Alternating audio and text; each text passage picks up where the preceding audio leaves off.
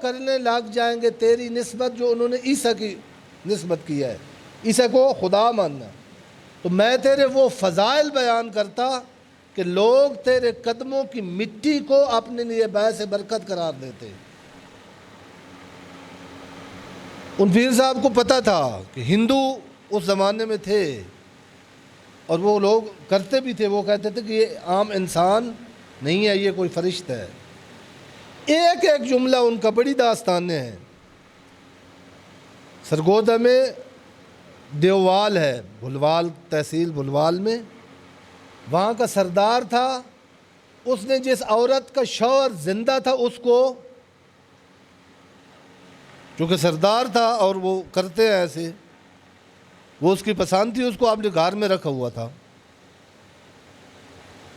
اور لوگ ڈرتے تھے، بات بھی کوئی نہیں کرتا تھا۔ یہ بیٹھے تھے ایسے محفل میں، نیچے چٹائی پہ بیٹھتے تھے، لوگ ان کے ارد گرد عموماً بیٹھے ہوتے تھے۔ صبح کا ٹائم تھا، وہ واک کرنے کے لیے باہر گیا اور یہ بیٹھے ہوئے تھے۔ واپسی پھر وہ اس کو اللہ اسی راستے سے لے آیا جہاں پر یہ بیٹھے ہوئے تھے بزرگ، اور وہ باتیں سخت بھی نہیں کرتے تھے اور عموماً گناہ گار کو پتہ نہیں چلنے دیتے لوگوں کو کہ اس کے ساتھ بات کر رہے ہیں۔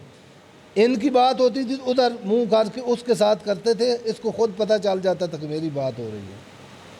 لیکن اس دن عجیب، وہ گزرنے لگا تو انہوں نے ایسے سلام کیا جیسے لوگوں کی عادت ہوتی ہے۔ شاہ صاحب، انہوں نے کہا، لوگوں نے کہا بیٹھو گے نہیں شاہ صاحب کو مسافہ نہیں کرو گے؟ نہیں نہیں قبلہ، وہ آپ کی جو ہے باؤ وہ ناشتہ بنا کے تو وہ ٹھنڈا ہو جائے گا، تو ناشتہ بنا پڑا ہے، گھر ٹھنڈا ہوگا، میں بیٹھنے کی مجھے وقت نہیں ہے۔ وہاں قریب ہی پہلے ایک دن کوئی گائے بھینس مری تھی، ذبح نہیں ہوئی تھی، جب ذبح نہ ہو تو مردار ہو جاتی ہے، وہ پھینکی تھی۔ آج کل تو مردار نہیں ملتے، لاہور میں وہ بن جاتا ہے جو آپ کھا رہے ہوتے ہیں رات کو، لاہور والے شوارما، وہ یہ جو دیہاتوں میں مرغیاں مرتی ہیں نا، اور وہ اس کا عموماً بنا ہوتا ہے۔ وہ مردار پڑا ہوا تھا، کتے اور وہ اس کو کھا رہے تھے۔ شاہ صاحب نے جب اس نے کہا نا کہ میں ناشتہ ٹھنڈا ہو رہا جا رہا ہوں، انہوں نے کہا ناشتہ کرنے جا رہے ہو چودھری صاحب؟ انہوں نے کہا وہ ناشتہ پڑا ہے جا کے کر لو۔ اب لوگ ڈرے کہ ان کو شاید شاہ صاحب کو پتہ نہیں ہے، وہ تو سردار ہے، وہ تو اس کے کپڑوں پہ چھینٹے پڑ جائیں تو وہ سڑک پر لٹا کے مارنا شروع کر دیتا ہے شاہ صاحب کو۔ انہوں نے کہا شاہ جی کیا فرما رہے ہیں، کون سا ناشتہ؟ انہوں نے کہا وہ سامنے جہاں کتے مردار پر جمٹ رہے تھے۔ اس نے کہا قبلہ وہ تو مردہ ہو گیا حیوان، اور انہوں نے کہا جو تو کھانے جا رہا ہے، جس کا کسی کے ساتھ نکاح ہے اور تو نے اس کو گھر میں رکھا ہوا ہے بیوی بنا کر، اس کے ہاتھوں کا بنایا ہوا ناشتہ بھی وہی مردار جتنا نجس اور پلید ہے جتنا تو جو کرنے جا رہا ہے۔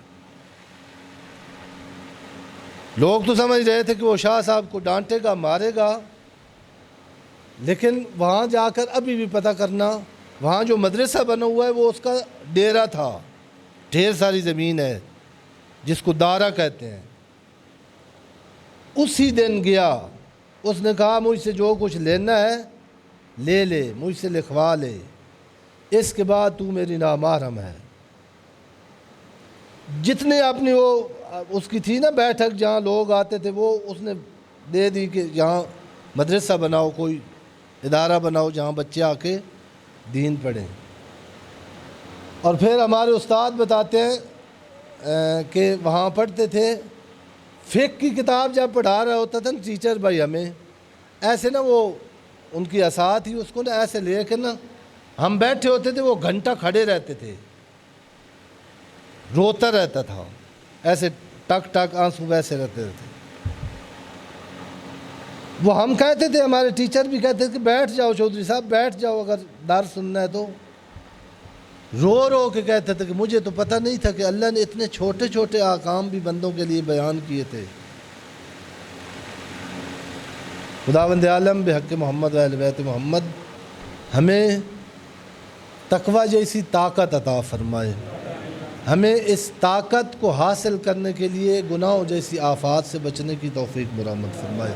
بسم اللہ الرحمن الرحیم۔